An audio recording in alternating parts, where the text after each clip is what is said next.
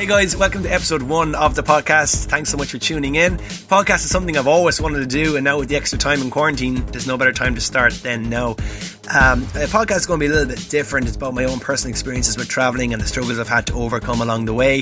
Hopefully you get some friends involved as well to lighten the mood. So thanks for listening, and I hope you enjoy. 3, 2, 1, let's go. Jumping into the unknown, experiencing something new, taking risks and getting out of your comfort zone is something that I could never do until recently. Once I did it, my whole world changed. I was a lot more confident, a lot more open-minded and carefree, and it took me a long time to get there, but I got there. So in this episode, I want to just fill you in some context, I suppose, as to what life was like before this. So there's a question I always get asked when I move about, and it's how do you move to a new country without knowing anyone and seem to be able to do reasonably well? And that's a great question, and it's something I will answer maybe on the 3rd or 4th episode. But for now, I want to strip it right back to the start, to the real beginning, to a time in my life where I was really, really struggling with this fear that had just gripped my body. I always had this fire inside me to go and do it, but these thoughts would just stop me from doing it. And I suppose the one experience that jumps to mind was the real turning point in terms of facing or trying to conquer this fear was December of 2016. Let me just paint a picture. So I received a weekend away to Paris as a gift from my girlfriend at the time. Now, anyone else would be delighted with this and just jump on it. But as soon as I heard that I was flying to Paris at the end of January, my body just froze. Like, it was almost like getting bad news. You know, you get told bad news, you just go into instant denial. Like, I can't go. I won't go. Can we cancel? Can we maybe get a massage or something instead? You know, I was trying to come up with all different scenarios. Like, there was so many, I suppose, different thoughts and mixed emotions going on in my mind at the time. And if I remember clearly, like at one point I was in my room here in Ireland just trying to psych myself up, trying to come up with some sort of an excuse or reason as to why I can't go to Paris with a girl who obviously was very excited to go. It was our first big trip away together. You know, how could I tell her that I can't go out of fear? And even talking about this just brings back so much weird, strange memories. Like, you have to understand here, there's two things going on. One, I did want to go and have an amazing time. But then the other side, I suppose the more dominant side of me at the time was like, no, you can't go. Something will go wrong. Something will happen. All these bullshit excuses. And I remember the night before we were due to fly, I was in a hotel room in Dublin, just staring at the ceiling. Like, I didn't sleep a wink. You know, I was nearly ready to back out and pack my bag and just head back on the go bus to Galway. The morning came anyway, I suppose, where we were due to fly, and I was pretty much dragged on the plane. Like, how are you girls? How are you pilot? Those things. Is this plane going down, lads? Is it? You know, I was like, just put me out of my misery now. But things were so bad back then that I wasn't even putting a brave face on in front of my girlfriend at the time. Like, I remember we sat down and I was like, you have to answer every question I have. And in fairness, she did. Patience of a saint. Because I was not easy to handle, you know, or sit next to. But thankfully, we went on to have an amazing time in Paris anyway, and enjoyed everything except the roller coasters in Disneyland, because that's a fear for another day. Haven't quite conquered that one yet. But I suppose the weird thing about all that is that even though I had a wonderful time in Paris, you know, the fear of coming home, the fear that I had to do it all over again on the way back, it just never left my mind. I was living in this daze or bubble at the time where it's just very hard to explain, but I only saw the worst in things at the time. My poor ex must have been like, what the fuck's wrong with this lad? But essentially, you know, it was her that went on to become, I suppose, my anchor at the time. Every question I had was answered by her, and it was just to have someone to reassure you that everything is fine. It just kind of brings you out of your own head for a minute, because it's very easy to stay in your own head and stay listening to all them bad thoughts. So that was my first big trip away, and the first time I'd really, I suppose, challenged myself to do what I've always wanted to do, to conquer the fear. Once I touched back down in Dublin after a wonderful weekend in Paris, I just got this like fuel within me to keep it going. You know, like even though I was still in that fearful state, but by doing daily meditation and learning different techniques to help still my mind, and again I'll talk about that in the next couple of episodes. But it was January 2017. So from January 2017, that year was I suppose, a real learning curve. It was the real core of my traveling experiences. because in 6-7 months alone, I went to Paris, London, Tenerife, Amsterdam, Boston, Nashville, and New York, all in the space of about 7 months. So I caught this travel bug that I just couldn't let go of. And even though every time I boarded the plane, every time I was going to a new country or planning a new trip, that fear was still embedded in me, and would tell me not to go every time. So the next stop was London after Paris. And I remember I was going on tour with Steve O'Temedy and Sinead, Farmer Michael and Kathleen.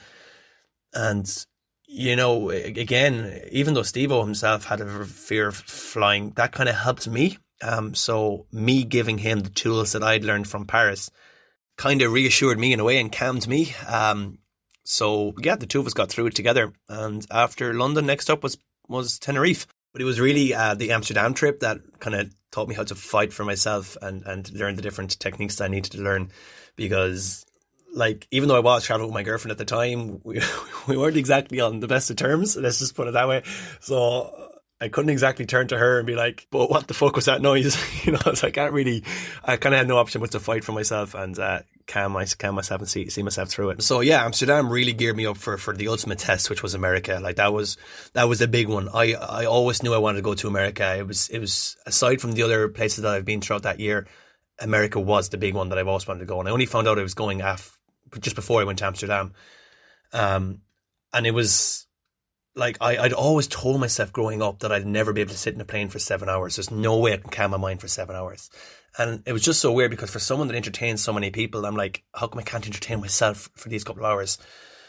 So when I landed in Boston, that's when shit changed. That's when everything just changed, I was like, yes, this is everything I expected it to be. This is everything I wanted it to be. America is great again. It's wonderful. It's really wonderful. Absolutely loved America. It was initially only supposed to be for 2 weeks, where I just go over visit relations and sightseeing and stuff like that with my auntie.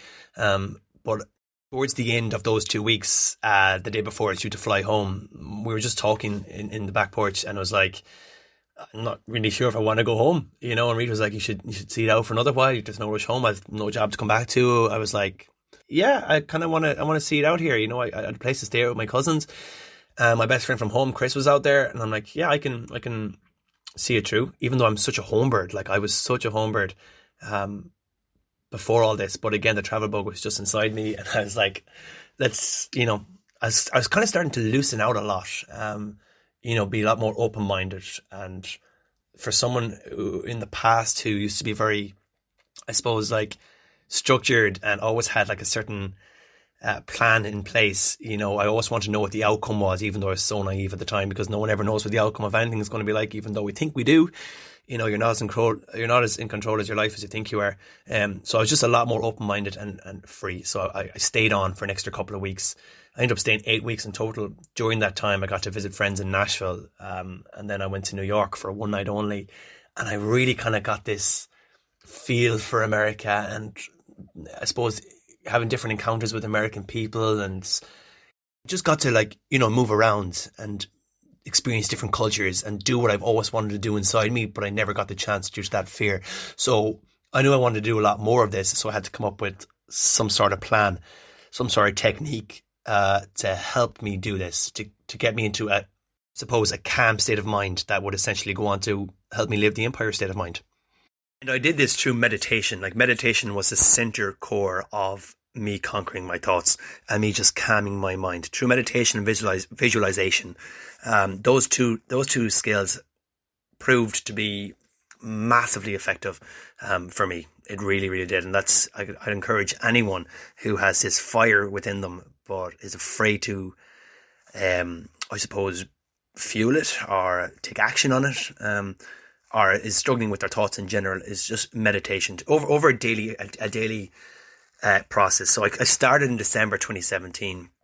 I was after having the most challenging, brilliant, and it's the most eye-opening year, where I've learned so much about myself and I suppose the human mind, and how negative thoughts can just be so destructive to one's journey through life, every day around 2:00. It didn't like I kind of had a set time. It was always in the afternoon, but morning, afternoon, and night works for anyone.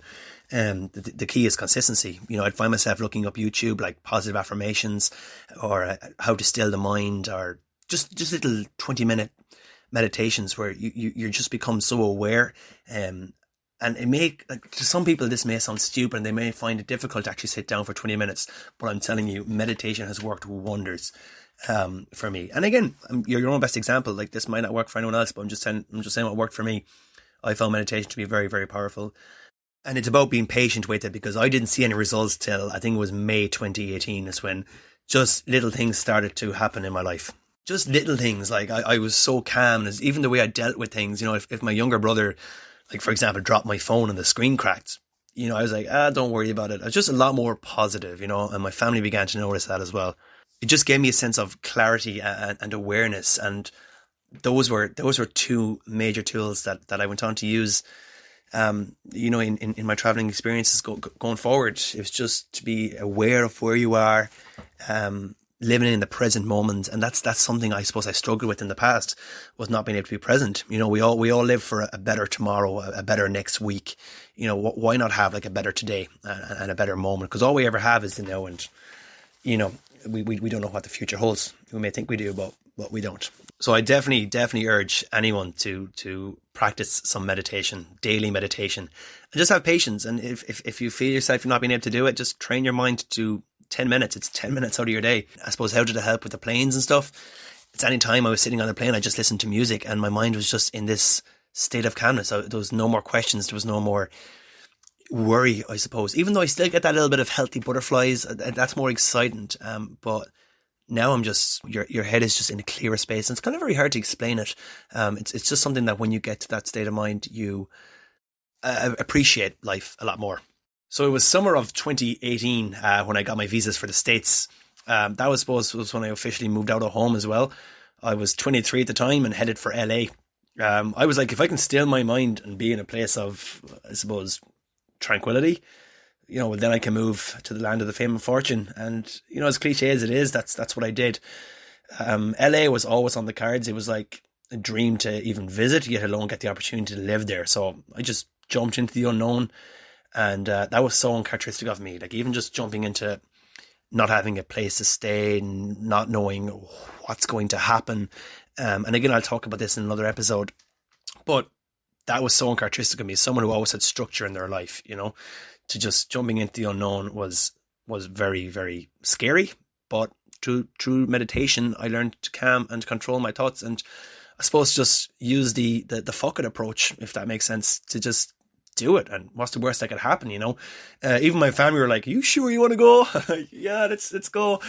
But I suppose knowing that home is always going to be here, and that you're only a plane journey away from anywhere, that reassured me. Even that sentence there, like, you're only a plane journey away from nowhere, that would have scared the living daylights out of me a couple of years ago. But have times changed through meditation. Breathe in, breathe out. So that's really it, guys, for the first episode. I don't want to overload you anymore, or I suppose bore you through this quarantine any more than we're already bored. I just want to let people know, I suppose, about my background, and the journey so far, and the struggles that I've had to overcome to get to where I am. I'll talk a lot more about kind of moving to LA and moving to New York and the struggles that brought in itself over the next couple of episodes. So thanks for listening, guys. Stay safe out there, and I'll chat to you very soon.